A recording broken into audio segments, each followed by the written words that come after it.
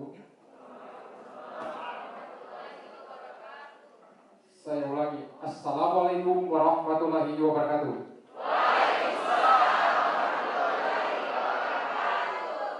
Selamat pagi dan salam sejahtera untuk kita semua, Om Swastiastu. Yang pertama dan utama, mari kita panjatkan puji dan syukur kepada Allah Subhanahu wa taala. Alhamdulillah kita pada pagi hari ini hadir di tempat ini dalam rangka menyelesaikan tugas kita yang sudah diamanahkan oleh Perlan nomor 1 yang dirubah dengan Perlan nomor 10, namanya pola blended learning. Awalnya izin Pak Kaban, blended learning ini sudah didahului dengan masif open online course, kemudian dengan model e-learning kurang lebih 21 hari, dan sekarang pada tahapan terakhir yaitu klasikal. Klasikal ini hanya 6 hari sesuai dengan regulasi yang ada. Karena ini 5 angkatan, total 198 orang. Sesuai jadwal dari BPSD bahwa memang tanggalnya sudah ada. Angkatan 97, 98, 99, 100 dan angkatan 29. Karena pembukaan bersamaan dengan jadwal angkatan 97 sesuai petunjuk Pak Wabuk ke saya, kalau bisa sekaligus dibuka, maka kira-kira ini skenario awal sehingga hadir di tempat ini, teman-teman yang di tempat. Jadi yang hadir ini adalah total 198, mungkin ada 1-2 yang sudah izin sakit, dikirim gambar dengan surat keterangan, kita maklumi. Hari ini, adik-adik sekalian, di awal undangan harusnya kita mulai dengan pembukaan. Kemudian setelah pembukaan ada ceramah materi dari Pak Kaban tentang kebijakan pengembangan sumber daya manusia aparatur dan nilai-nilai ASN serta overview. Tapi karena sesuatu dan lain hal, maka kita mulai dengan ceramah dulu. Jadi mulai dengan ceramah dulu. Ceramahnya ada 2 materi. Pertama ceramah dari Pak Kaban tentang kebijakan pengembangan sumber daya manusia dan aparatur serta nilai-nilai ASN. Kemudian yang kedua overview. Izin saya sebut nama beliau, Pak Kepala Badan Pengembangan Sumber Daya Manusia Daerah Provinsi Sulawesi Tengah, nama lengkap Dr. Andus Adijoyo Dauda MSc. Beliau juga mungkin belum 1 bulan Pak ya, sekitar 1 bulan Pak ya di BPSD. Tapi untuk perkenalan sebentar lebih jelasnya, karena saya tahu saya punya kakaknya ini orang paling familiar ini di BPSD. Kemudian mari juga kita kirimkan salawat dan salam kepada Nabi kita Nabi besar Nabi Muhammad SAW. Insya Allah kita selalu tetap mengikuti ajaran yang dimulai dari kita. Teman-teman sekalian, Pak Kaban dan Ibu Kaban yang saya hormati, sesi pertama ini adalah sesi ceramah. Setelah selesai sesi ceramah, kita masuk ke tahapan pembukaan. Kemudian setelah pembukaan, kita masuk pada ceramah sesi kedua, yang insya Allah akan disampaikan oleh Ibu Kaban DKPSD, Ibu Dr. Haja Alita Dew, MSI, sudah hadir di tempat ini. Nanti setelah selesai materi, angkatan 98, kalau mau bergabung di asrama silakan. Angkatan 99, 139, silakan balik kanan. Ya, saya ulangi. Angkatan 97, setelah ceramah kembali ke jadwal yang sudah ada. Kemudian angkatan 98, kalau mau balik kanan juga, apalagi yang jauh, rasa sayang, asrama terbuka, silakan. Yang penting melapor. Tapi yang jelas Anda paling lambat sebentar sore sudah melapor di asrama. Karena 98 besok juga sudah mulai on class. Saya kira itu isi Pak Kaban, sekedar pembuka dari saya, lebih dan kurangnya saya minta maaf. Untuk itu barangkali untuk efektifnya waktu yang ada, saya menyerahkan kepada rekan saya, Pak Dr. Agus Alijoyo, Dauda MSc, untuk mungkin sekedar memperkenalkan kemudian sekaligus membawakan materi ceramah pada seluruh peserta. Kepada Bapak, disilakan.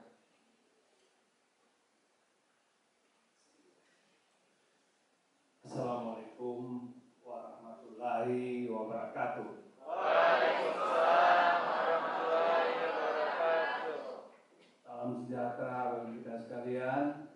Om Swastiastu, Namo Buddhaya, salam kebajikan. Yang saya hormati Kepala BPSDM Parigi Motong, Bu Adina. Terima kasih Pak Moderator, tapi Rizal, saya baru kenalan juga. Yang saya hormati pejabat pimpinan tinggi lingkup pemerintah Kabupaten Parigi Motong, para mentor, teman-teman PIC, evaluator, dan yang paling saya banggakan adik-adik saya peserta pelatihan dasar PNS golongan 3 dan 2 Kabupaten Parigi Motong tahun 2022. Pertama-tama tentunya patut kita mengucapkan puji syukur kepada Allah Subhanahu wa taala, Tuhan yang Maha Kuasa. Hari ini kita diberikan kekuatan, keafiatan untuk sama-sama bertemu di tempat ini dalam rangka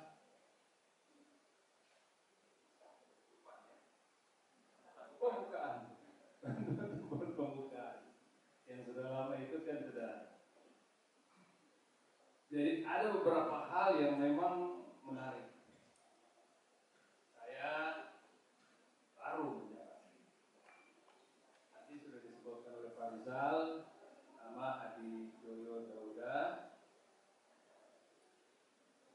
bekerja di pemerintah provinsi, berkeluarga, punya anak istri, tinggal di Kota Palu. Karir, kita mengawali karir seperti ada dari dulu namanya Pradewata. Masa kerja kurang lebih hampir 30 tahun. Kalau kalian mungkin ada seumur dengan masa kerja. Yang baru lahir kan? Jadi bagaimana proses panjang itu?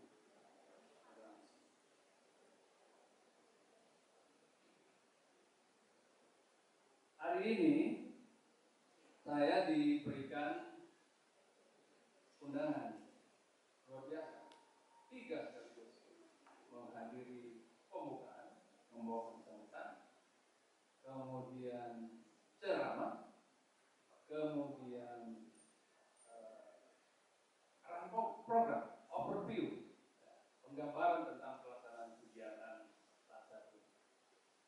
Bagi mereka yang baru mendengar istilah-istilah yang ada di dalam Laksa ini saja perlu adaptasi, penyesuaian telinga, apalagi menyesuaikan kata-kata, aktualisasi, habit, dan seterusnya. Tapi itulah perkembangan teknologi sekarang. Program pemerintah yang dicanangkan oleh Presiden Jokowi, kita masuk ke tahun emas, tahun 100, tahun 2045 kita menjadi tahun emas, 100 tahun Indonesia menuju Smart ASN. Saya tidak mengajarkan lagi tentang Smart ASN, itu sudah pasti di luar kepala saudara kan. IT, menguasai bahasa asing, dan seterusnya. Itulah perbedaan kita yang sudah hampir 20-70 tahun. Saudara-saudara tergolong kalangan milenial yang memang dituntut berkolaborasi dan kompleks pengetahuan yang saudara-saudara peroleh. Beda dengan kita yang kolonial dulu namanya Prajabatan. Dulu saudara sikap dan perilaku itu tata cara duduk, tata cara berdiri dan seterusnya. Karena masih besar pengaruh militer menentukan kepribadian. Manajemen militer itu begitu kuat. Jadi sekarang dengan perkembangan teknologi dan proses perubahan yang terus berlangsung, lembaga administrasi membuat dan mendesain program-program diklat seperti yang saudara rasakan seperti ini. Overview kebijakan juga mungkin sekalian akan saya sampaikan. Seperti hari ini saya mencoba memberikan materi ceramah kepada saudara.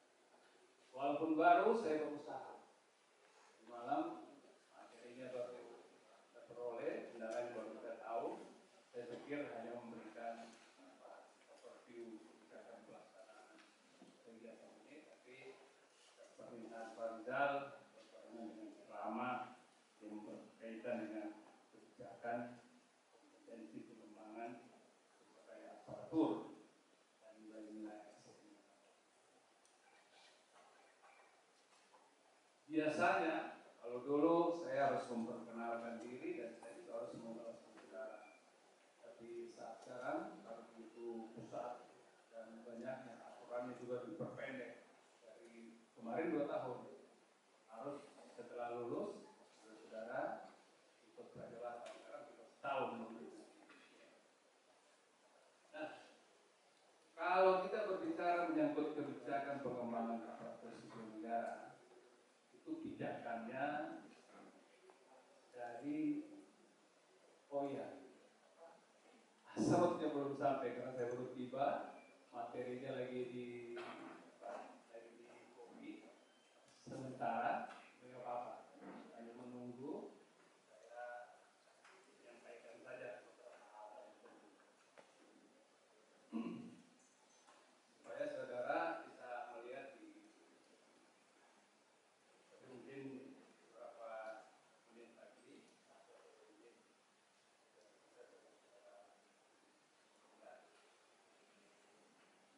nah, itu berpijak dari 5 prioritas kerja tahunan yang dicanangkan oleh Presiden Jokowi dan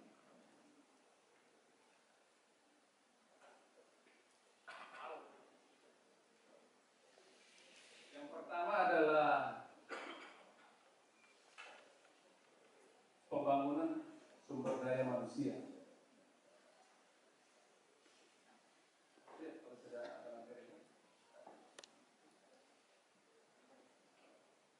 Dia canangkan pada prioritas pertama adalah pembangunan sumber daya manusia.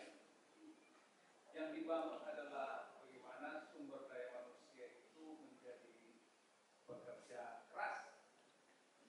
Dia harus dinamis, kemudian dia harus terampil.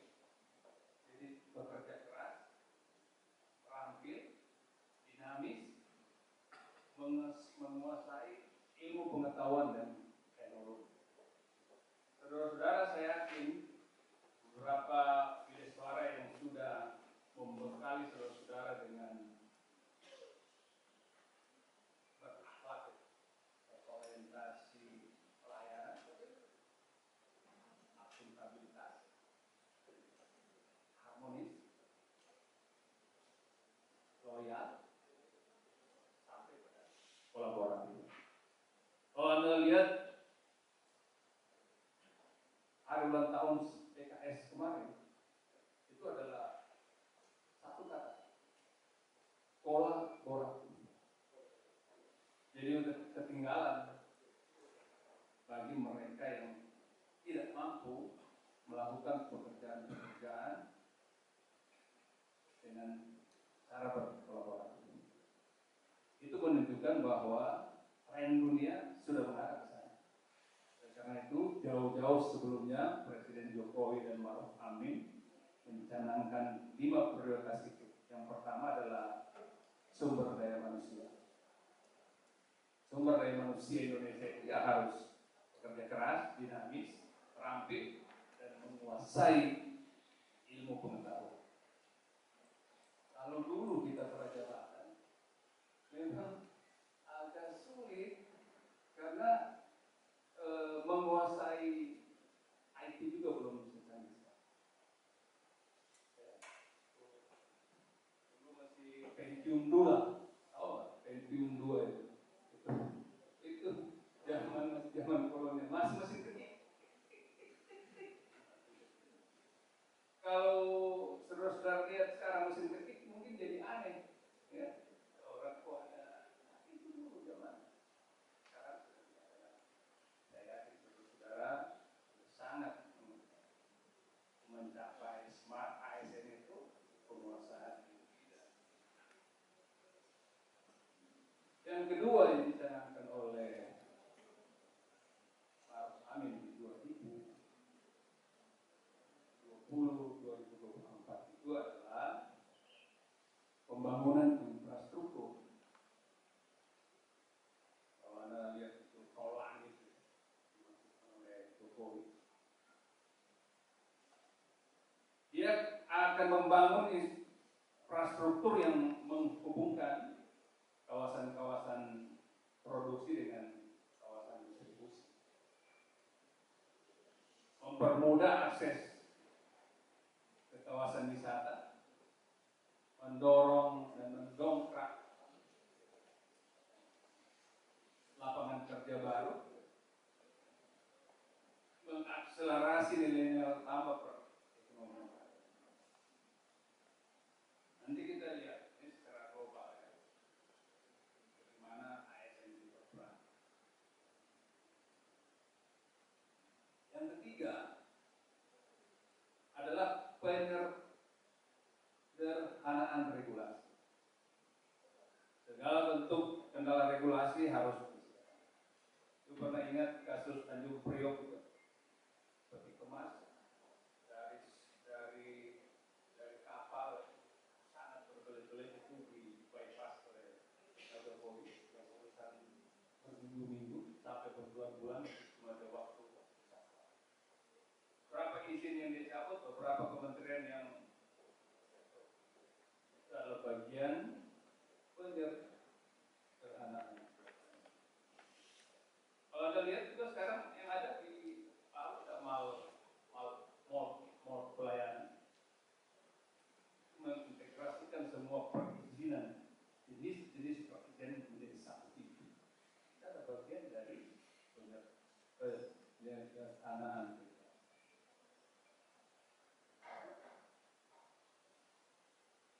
Ini kota-kota dari Palu, anak juga, lidah juga dia, belok-belok itu. Harusnya kita bermalam semalam supaya konsentrasi. Ini kalau dari jam 6 ke kebun sampai di kebun kopi ada mobil yang mau oleh dulu kita 1 jam dan harusnya bermalam supaya kita bertugas ini ada juga pendapatan daerah, ya kan? Malam itu bagian dari kebijakan regulasi untuk mempermudah. Tapi harus keluar potensi wisatanya kan tadi. Bagian dari program presiden. Saya hobi berenang di Bali. Malam ya. Saya ada klub di Palu, Seminggu klub yang setiap berenang di pantai. Cuma sekarang takut buaya sudah. Dan itu nggak ada orang berani karena banyak bukan korban kan. Mungkin yang dari Palu bisa lari ke bawah Palu itu, tapi dikasih harus lebih intens supaya orang lari kan. Kira begitu. Selanjutnya ya pemerintah akan mengajak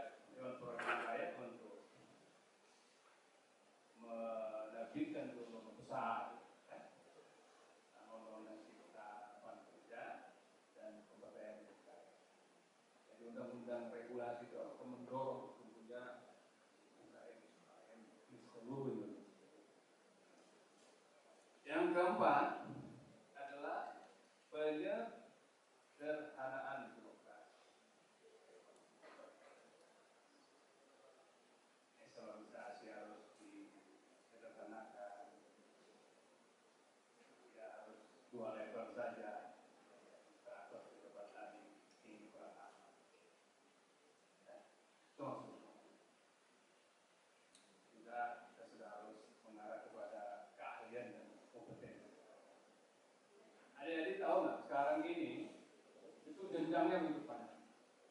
Dari eselon tertinggi 1, 2, 3 sampai eselon 5. Ini paritas lagi jadi eselon 4. Terus perampingan reformasi birokrasi itu salah satu sasaran oleh Presiden Jokowi itu merampingkan satu tingkat saja, berarti dari jabatan tinggi pertama langsung ke administrasi saja. Ya. Nanti saya akan sampaikan beberapa jabatan tinggi pertama yang ada di provinsi. Sekarang ini kan sudah dilantik jabatan fungsional itu bagian dari reformasi birokrasi.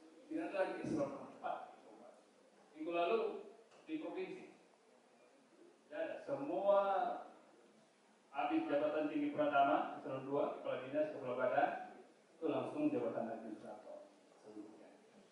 Yang eselon 4 tapi sebagian, khususnya di sekretariat dan beberapa dinas yang mengurus tentang keuangan aset dan kepegawaian itu masih tetap struktural eselon 4, tapi semuanya sub-sub bidang itu menjadi fungsional. Kalau menjadi tenaga fungsional itu sudah mengarah kepada profesionalisme. Seorang yang dinamakan profesional itu mereka yang dianggap mampu dan menyelesaikan pekerjaan-pekerjaan. Bagi mereka yang tidak mampu menyelesaikan, identik dengan tidak profesional. Jadi sekarang kita disediakan dengan kompetensi. Arah kita, arah SD itu membangun kompetensi. Membangun kompetensi itu adalah kemampuan saudara-saudara mempunyai skill individu yang bisa memecahkan masalah, mempunyai kemampuan komunikasi yang baik, punya decision maker yang baik. Orang yang mampu dan menguasai bidang tugasnya. Anda lihat kenapa Jokowi, kabinet Jokowi Maruf Amin itu memprogramkan pelaksanaan birokrasi yang berkaitan dengan jabatan-jabatan, evaluasi jabatan. Birokrasi itu melaksanakan seluruh termasuk perampingan organisasi, reformasi birokrasi. Kita mau mengarah kepada birokrasi berkelas dunia tahun 2025. Sekarang sudah 2022. Apakah kita sudah bisa masuk menjadi birokrasi berkelas dunia? Jawaban cuma kita. Kalau kita ini yang kolonial ini, kolonial kita, kalian di dunia. Saya kira dengan lahirnya saudara itu satu saat. Nanti kan sudah diajarkan itu tentang smart ASN. Nanti Presiden Jokowi akan menggunakan. Tapi memang sudah merdeka, tinggal 3 tahun. Apalagi kita mau sampai di tahun emas 100 tahun Indonesia di 2045. Sekarang saudara akan sampai ya. Kan rata-rata ini kelahiran 90. 2045. Kita lihat generasi kalian yang akan sampai. Dan sudah dilatih dari sekarang. Maka tidak ada sekarang ini saudara-saudara yang tidak menguasai. Dulu kita masih banyak.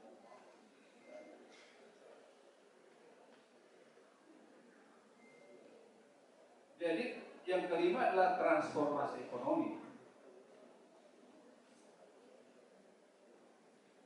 Tergantungan kepada sumber daya alam. UMKM itu didorong. Apa yang menjadi daya saing? Marigi luar biasa. Beras. Durian Parigi. Unggulan-unggulan yang mempunyai daya saing yang bisa mendongkrak pertumbuhan ekonomi masyarakat. Luar biasa. Jenis duriannya seperti apa, tapi rata-rata sudah dikenal. Nanti dicari potensi baru seperti itu. Karena Presiden mendorong itu. Saudara-saudara,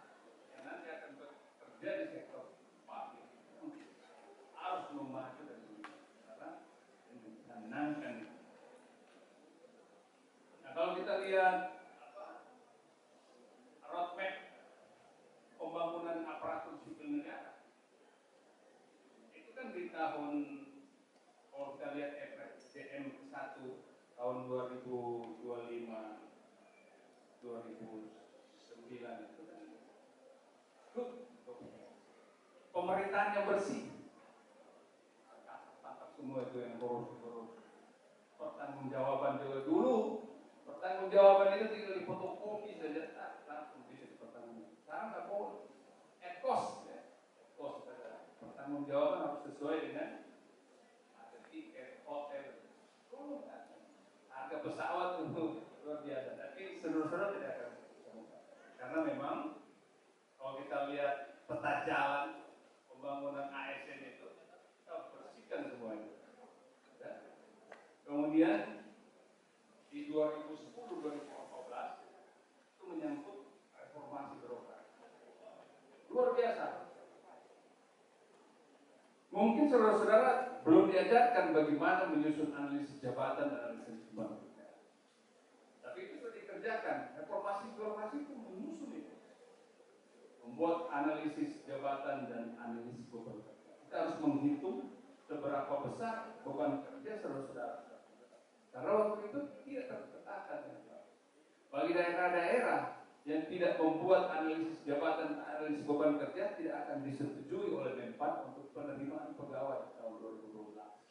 Saya ingat karena saya pelakunya. Penerimaan pegawai dulu nggak diterima, buat dulu. Terus menyusul peta jabatan, analisa jabatan, dan seterusnya. Nah, lihat kalau kepegawaian dulu nggak pernah berjalan. Kita mengarah kepada menempatkan orang sesuai dengan keahlian, menempatkan orang sesuai pendidikan.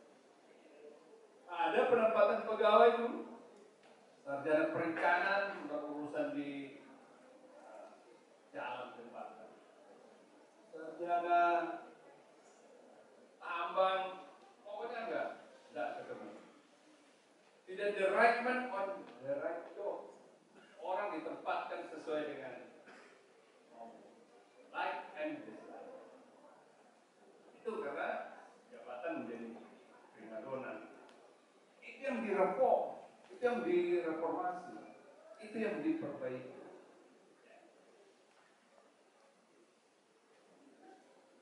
Kalau lihat di tahun 2015-2019 kemarin,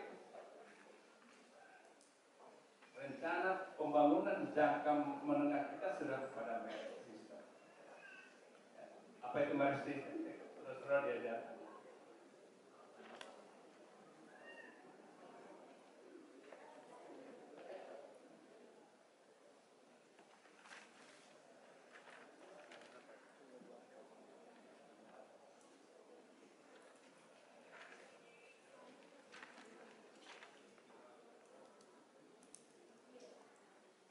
Mengapresiasi secara layak pengetahuan. Diharapkan setelah itu berlangsung dengan baik sesuai dengan harapan, mempunyai talenta, mengurangi kesenjangan, punya kompetensi, berkinerja, dia menjadi dinamis. Kita berharap tercipta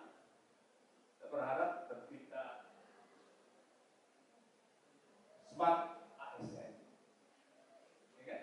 Saudara sudah kenal pasti itu. Apa itu smart ASN? Memiliki nasionalisme, punya integritas, punya wawasan global, punya jaringan luas, menguasai teknologi informasi, IT, menguasai bahasa asing, dan sebagainya. Itu sudah ada dimiliki oleh saudara. Bagi yang sudah ikut TASAR, coba sebelum Anda ikut TASAR kan juga saudara mengikuti NOOC. Adakah yang belum lulus NOOC? Ada? Coba sekeras, ada tidak? Bagaimana mau jadi smart ASN? Oh, itu karena pengaruh IT juga. Tiap hari kita perlu tatap muka. Hah? Saya ingat, ada beberapa, saya juga masih pertama menguji saudara-saudara nggak tahu di kelas mana di tadi. Saya belum tahu gimana bentuk mengujinya. Saya mencoba, oh Pak Kapan, menguji apa? Laksa. Oh iya, tidak ada model seperti apa, pokoknya menguji. Karena saya basicnya perguruan tinggi, saya ulas lagi mulai dari kepala.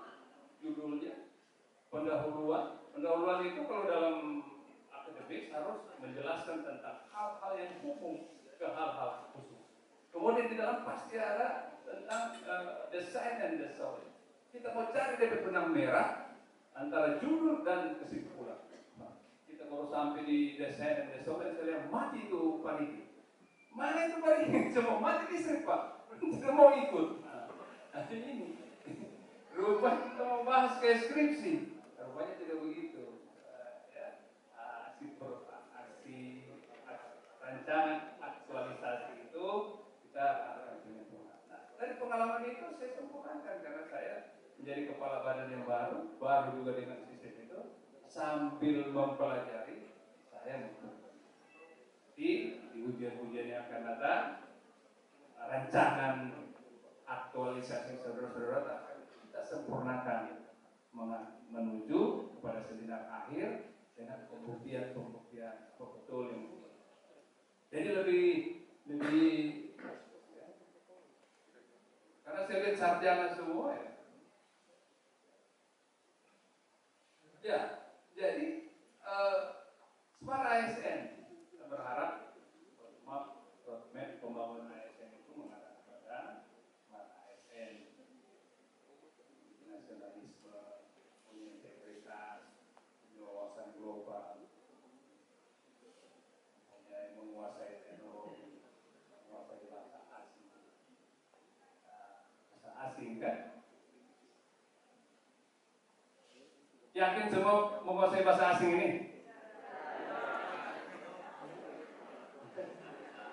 Paling tidak istilah-istilah di komputer itu bahasa asing. Jadi sudah.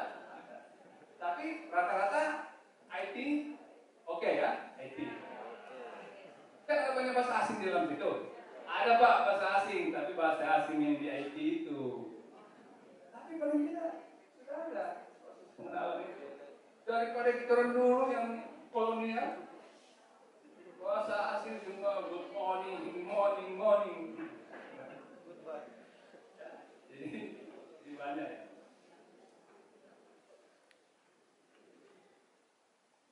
Ya. Nah, pengembangan kompetensi di ASN di Sulawesi Tengah.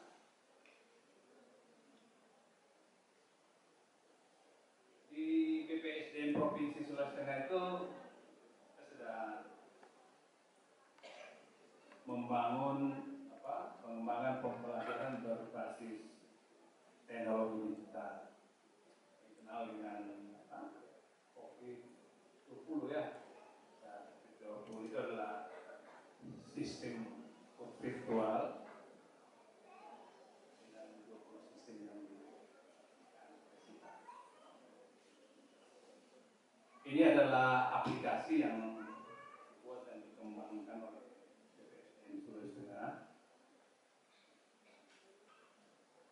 untuk menjawab surat edaran bank. Jadi kita pun dikontrol, dilihat apakah BPSDM Sulawesi Tengah itu yang notabene adalah terakreditasi punya tanggung jawab untuk mengembangkan ASN Sulawesi Tengah itu sudah menerapkan hal-hal yang berkaitan dengan teknologi digital itu.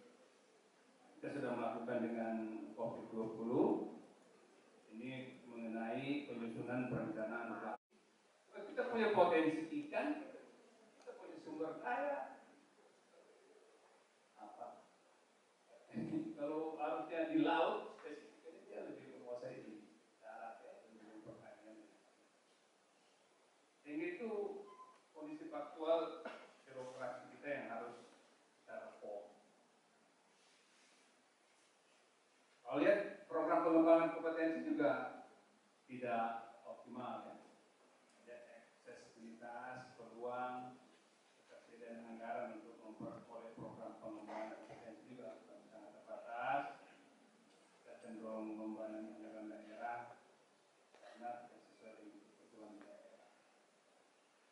dan bermanfaat pengembangan.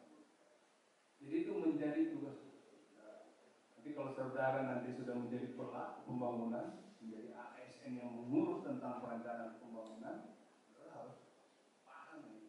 Ini yang saudara dorong. Daerah kita ini potensinya apa?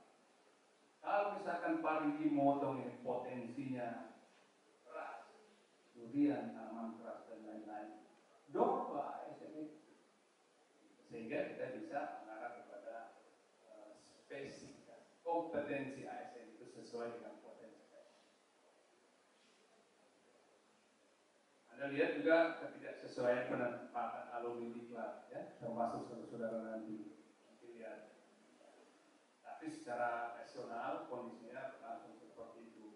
Banyak alumni diklat, jabatan fungsional yang sudah memenuhi syarat, sudah ikut penjenjangan, ya, tapi tidak akan sesuai dengan potensinya.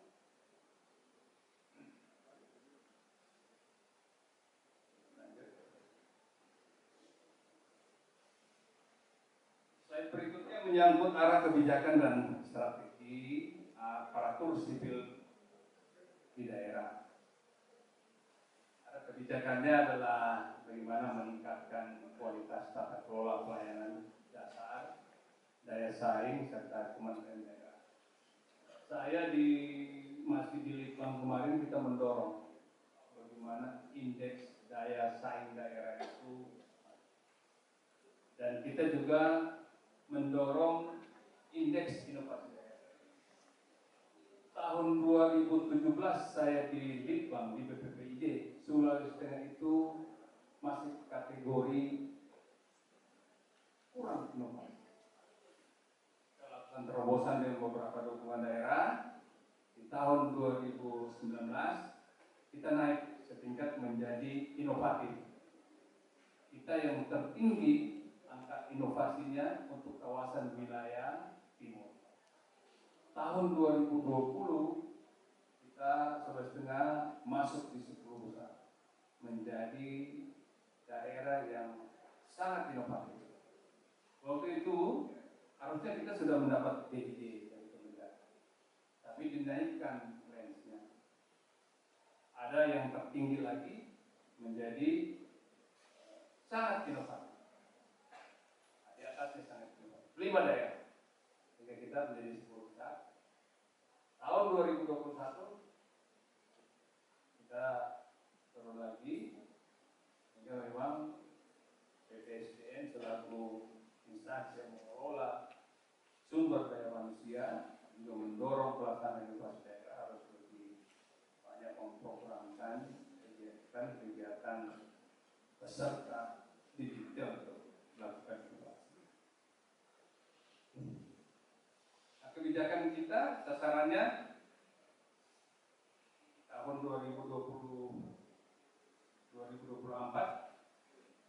sasarannya pelaksanaan desentralisasi dan otonomi khusus. Kemudian strateginya adalah pelaksanaan desentralisasi, peningkatan kapasitas aparatur daerah dalam manajemen penyelenggaraan pemerintahan daerah dan keahlian khusus lainnya sesuai dengan kebutuhan daerah. Nah, di bidang politik, hukum, pertahanan dan keamanan, kita bisa lihat bahwa pelaksanaan reformasi birokrasi dan tata kelola itu mengarah kepada 2, yaitu bagaimana kita membangun profesionalisme aparatur sipil negara yang kita kenal dengan kompetensi itu. Kompetensi tidak bersama pengertian dulu bahkan profesionalisme, sekarang kompetensi. Dia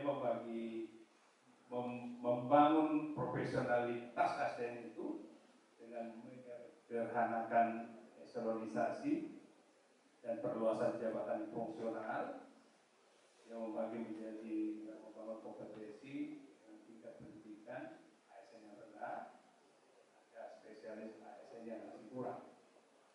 Kemudian penyederhanaan eselonisasi itu juga kita harus mendistribusi aparatur sipil negara dengan keahlian fungsional tertentu keunggulan wilayah. Artinya daerah-daerah yang mempunyai keunggulan tertentu kita dorong ASN yang sesuai dengan pendidikannya, penempatannya, dan lain-lain harus sesuai dengan jenjang pendidikan yang diperoleh.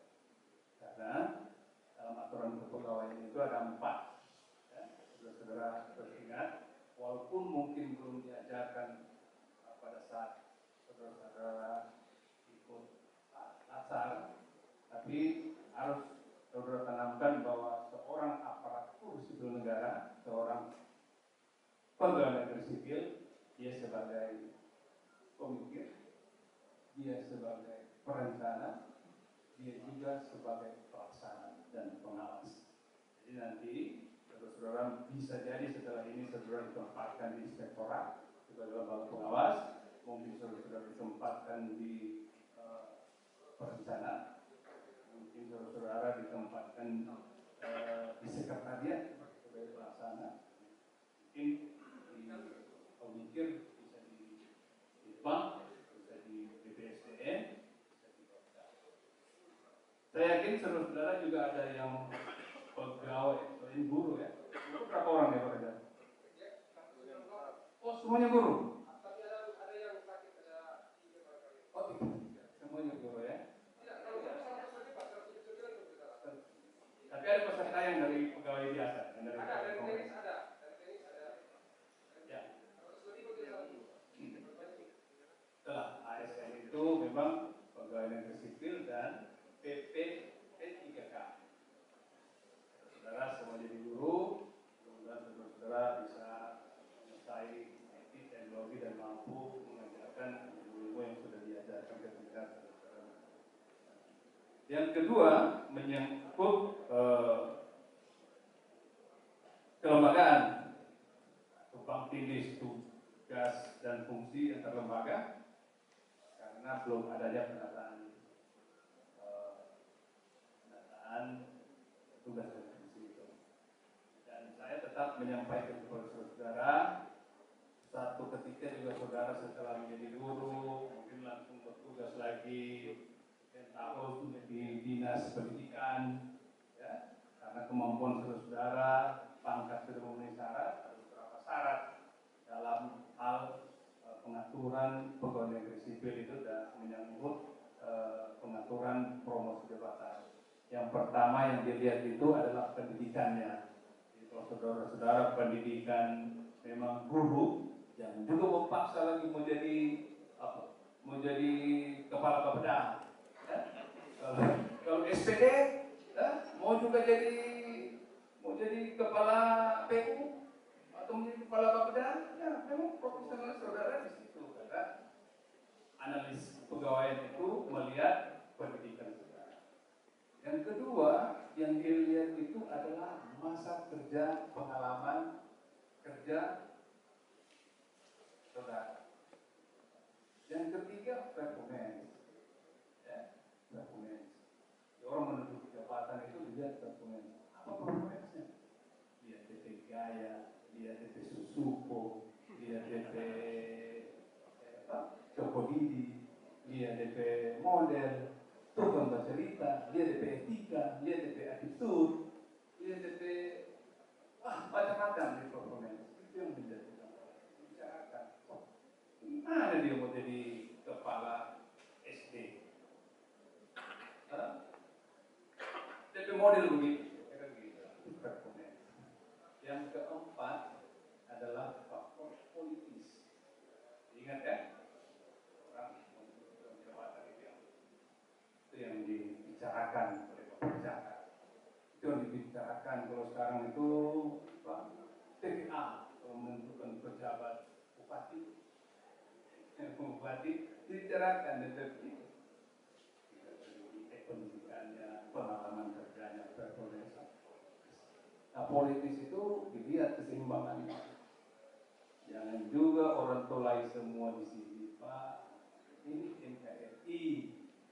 Ya, seperti carilah orang dari Sawosu. Itu juga di Parigi ini kan kita lihat etnisnya ada berapa, suku bangsa ini ada berapa. Kalau semua ini, orang semua nggak ada pertimbangan. Kira-kira begitu ya. Itu sebagai bekal saudara, karena saya yakin itu jali dengan ilmu berakhlak itu ya. Yang paling penting saya ingat adalah kolaborasi. Saya tidak mengulangi itu, saya tinggal menambah lagi generasi kolonial ini menambah pengetahuan yang pengalaman berdasarkan pengalaman, dan itu masih tetap berlangsung. Nah selanjutnya kita lihat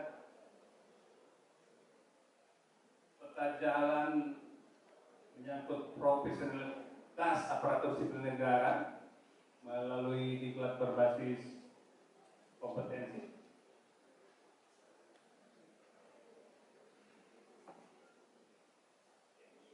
Saya sudah siap bahan ini sampai sore.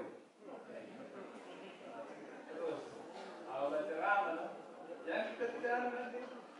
Dan itu bagian dari apa ya? Kalau belajar berakhlak itu bagian dari apa? Integritas ya. Jangan dikasih waktu 2 jam, mau bercerita pengalaman 1 jam, masuk materi di judul setengah jam, habis tidak ada materi dikasih. Tapi sekarang itu tidak, karena orang virtual, jadi full ya. Kalau dulu dengan klasikal, itu kelebihan antara klasikal dengan virtual. Kalau virtual kita sesuai dengan jam, materi betul materi. Tapi kalau klasikal begini, banyak improvisasi, cerita pengalaman, tapi ilmu juga. Kasih lagi waktu dia berdiri. Melihat suasana ada yang mengantuk di sana, kan? Ada yang tidur, kan harus kita bangun suasana supaya dia tetap stabil dan istimewa.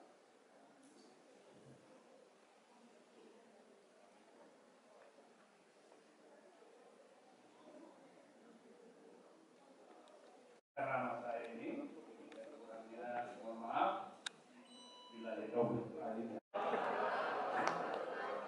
Aplaus dulu. Ya.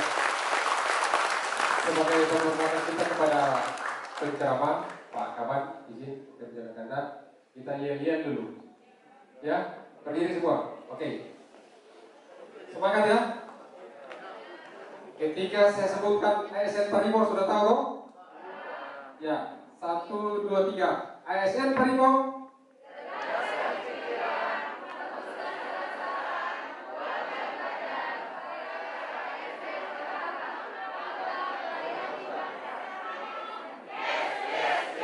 Terima kasih. Ini didapat tadi malam izin Pak Kaban, tapi belum seragam. Nah saya memodifikasi yel-yel dari Pak Adi Joyo dengan Pak Kepala Lan. Kepala Lan pernah 2018 ke sini, ada yel-yelnya, tapi nanti kita kasih mantap lagi ya. Atau sekali lagi diulangi. 97 dulu saya minta berdiri, 97. Karena 97 hafal. 97 silakan. Yang lain kalau tidak ada mengikut. Ya, 97. Oke. 97 ya. Ketika saya sebutkan ASN Parimo, saya ulangi ya. Dengar semua. ASN Parimo, cerdaskan pikiran, haluskan perasaan, kuatkan badan. Saya ASN berakhlak, bangga melayani bangsa. ASN Parimo, yes, yes, yes. Boleh? Semua. Mau dilihat di sini Anda punya kompetensi. Semua berdiri. Ya? Semangat ya? Semangat. Semangat? Oke. ASN Parimo.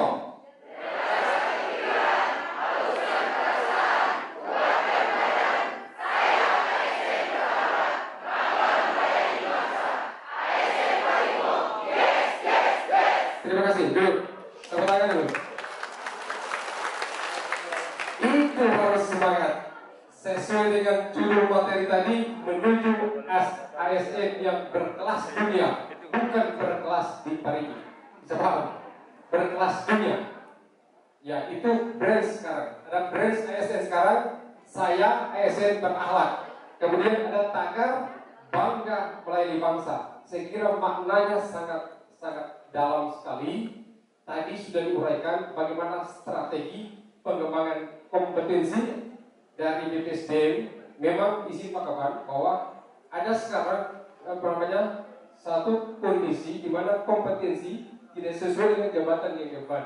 Saya sepakat dengan Pak Kaban tadi, ada SPD kemungkinan bisa jadi kepala dinas PU. Kalau sekarang kelas ABCD berkelas itu harus ada anjabnya. Artinya kalau dia guru cocok ke dinas pendidikan. Bisa juga kalau dia punya kompetensi S2 manajemen, itu bisa karena pasti dipertimbangkan. Seperti saya punya ibunda ini, magisternya MAP, magister sains. Jadi background dari pendidikan sekarang kepala BKPSDM. Aplaus dulu Ibu Kaban. Ya. Saya kira karena kita efektifkan waktu, kita sudah sepakat jam 10 tepat kita sudah mulai pembukaan. Kemungkinan juga Ibu Asisten mungkin sudah siap-siap ini. Kalau ada pertanyaan, ya saya kasih waktu.